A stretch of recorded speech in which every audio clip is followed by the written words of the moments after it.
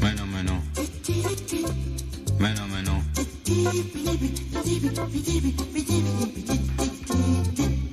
Mais non, mais non. Ça va, Grégoire? Bonjour. Ça, c'était le générique d'une célèbre émission de sport il y a quelques années. C'est toujours un plaisir d'écouter ça. Et là, on va dire, mais oui. Mais oui.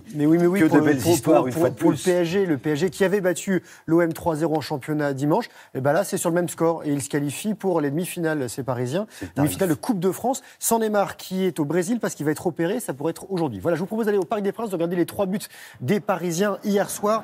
Et des Parisiens qui peuvent remercier Di Maria, qui leur permet de continuer à rêver d'un 4e sacre consécutif dans cette compétition.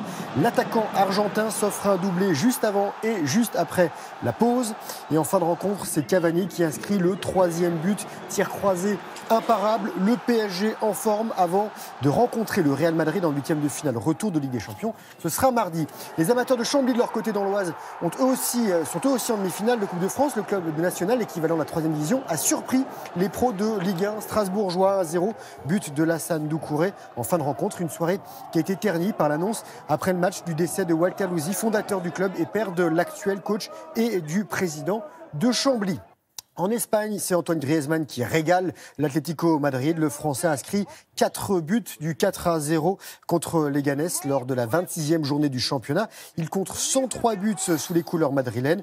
2e du classement à 4 points du FC Barcelone qu'il rencontre dimanche.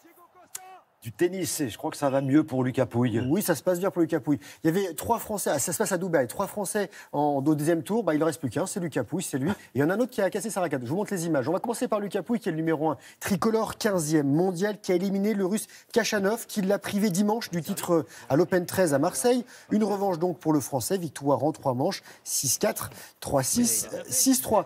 Et une élimination, celle de Benoît Paire, qui lui a cassé sa raquette sans savoir comment. En fait, il s'est incliné 6-6. 6-4 face au Croate Koric. Et Paire a vu son outil de travail se briser sur une tentative de retour. Voilà, il va aller voir son équipementier, je pense. Autre sortie tricolore, Pierre-Hugues Herbert, battu par l'Espagnol Bautista Agut. 6-4, 7-6, 6-1. Voilà pour le tennis.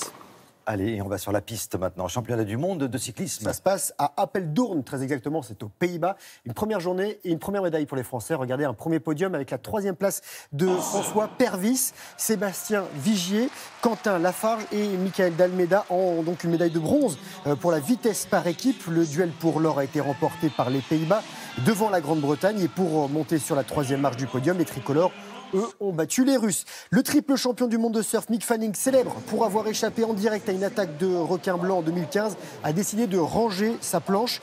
À 36 ans, l'Australien prend sa retraite. Il disputera sa dernière compétition ce mois-ci chez lui en Australie.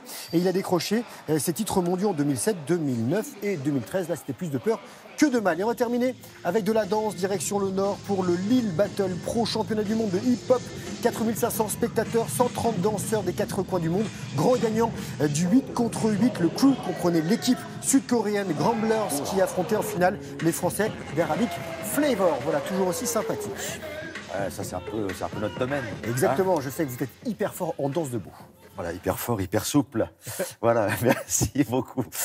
À très bientôt, Grégoire.